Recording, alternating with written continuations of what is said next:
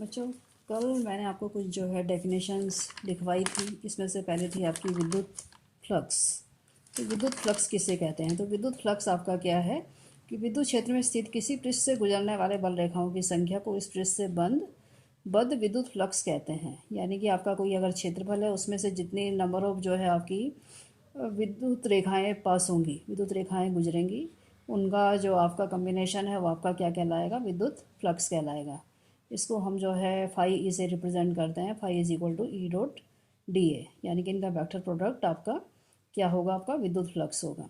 इसी तरह से आपके पास था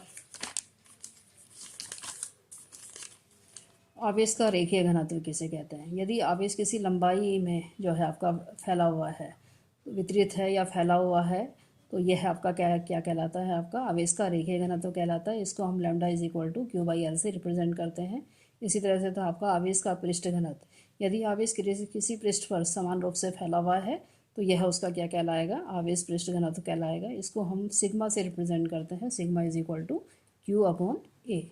नेक्स्ट था आपका आयतन आवेश घनत्व। तो आयतन आवेश घनत्व है आपका किसी अगर आयतन पर, यानी कि कोई आपकी 3 डायमेंशनल फिगर है ना, शेप है या फिगर है, कोई 3 डायमेंशनल शेप है, उसमें अगर आपका आवेश Q समान रूप से वितरित है, तो यह आपका कहलाता है आयतन आवेश घनत्व। तो रो इज, इसको हम रिप्रेजेंट करते हैं रो से। Rho is equal to Q by V. अब इनका जो है बेटा आपका इन डेफिनेशंस का यूज़ आपके आगे डेरिवेशंस में है।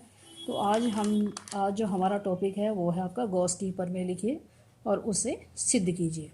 बच्चों देखो, गॉस की प्रमेय के द्वारा आपका क्या है? सिद्ध किसी बंद पृष्ठ से, आप देख रहे हो ये पृष्ठ क्या है? आपका बंद है। किसी बंद पृष्ठ से गुजरने वाला विद्युत फ्लक्स, इस पृष्ठ से जितनी भी आपकी जो है विद्युत बल रेखाएं गुजरेंगी, यह आपकी किसके बराबर होती है? उस पृष्ठ से घिरे संपूर्ण आवेश का 1/एप्सिलॉन गुना होती है। तो जितना भी आवेश इस पृष्ठ से घिरा हुआ है, उसका क्या है? आपकी 1/एप्सिलॉन गुना होती है। इसका जो मैथमेटिकल रूप है वो है आपका फाई इज इक्वल टू, ये है आपका समाकलन और area.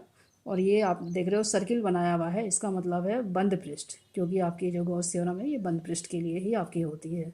E dot D A is equal to 1/एप्सिलॉन इंटू क्यू। ये आपको क्या करना है? प्रूफ करना है। तो बच्चों हम इसमें मान लेते हैं, अब ये जो है मैं आपको बोल रही हूँ, आप लोग लिख लीजिएगा अपने आप। माना बिंदु आवेश प्लस क्यू, अब देख रहे हैं आप बिंदु आवेश क्या है? आपका प्लस क्यू है। माना बिंदु आवेश प्लस क्यू बंद पृष्ठ ए के भीतर किसी बिंदु ओ पर क्या है? आपका स्थित है। पृष्ठ ए पर स्थित बिंदु पी पर आपको क्या निकालनी है? विद्युत क्षेत्र की तीव्रता निकालनी है।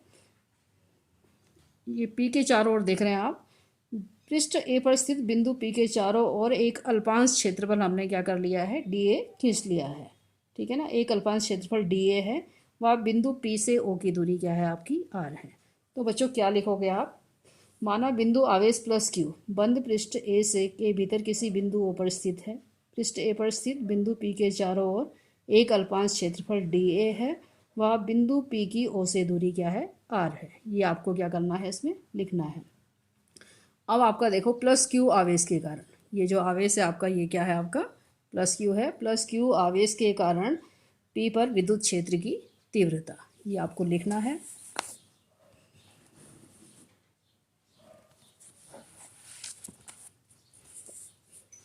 प्लस क्यू आवेश के कारण बिंदु पी पर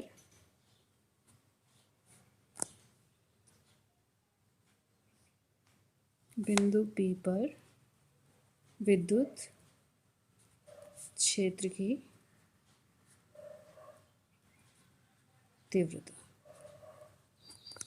ये होता है आपका क्या हो जाएगा? ये पढ़ ही चुके हैं आप।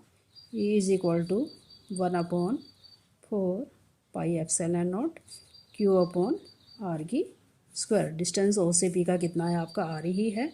तो ये कितना हो जाएगा? आपका आर की स्क्वायर। और इसकी दिशा क्या हो जाएगी? आपकी ओ पी दिशा में। फिर आप लिखोगे क्षेत्रफल डी ए से बाहर निकलने वाला विद्युत फ्लक्स।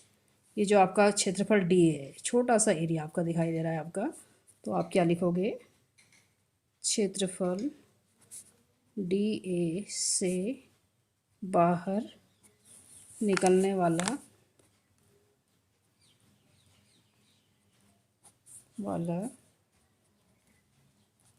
विद्युत फ्लक्स, कल ही आपने डेफिनेशन में पढ़ा है, इसको हम रिप्रेजेंट करते हैं फाई ई से।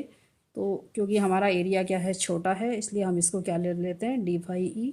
D phi is equal to क्या हो जाएगा आपका, E dot D A. Vector E dot, अब इनका वेक्टर प्रोडक्ट आपको पता ही है, ई डी ए क्या होता है आपका, कोस थीटा। अब बेटा इस वाली इक्वेशन को, इसको हम एज्यूम कर लेते हैं इक्वेशन नंबर 1, और ये हो जाएगी आपकी इक्वेशन नंबर 2।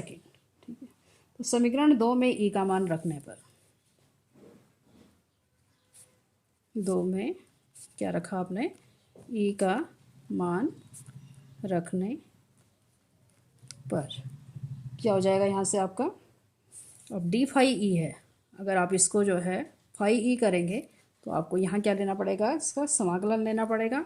ये आपने दिखा दिया है क्लोज्ड सरफेस, यहाँ से हो जाएगा आपका ई डॉट डी ए, या आप इसको क्या लिख सकते हैं, vector E D A cos theta.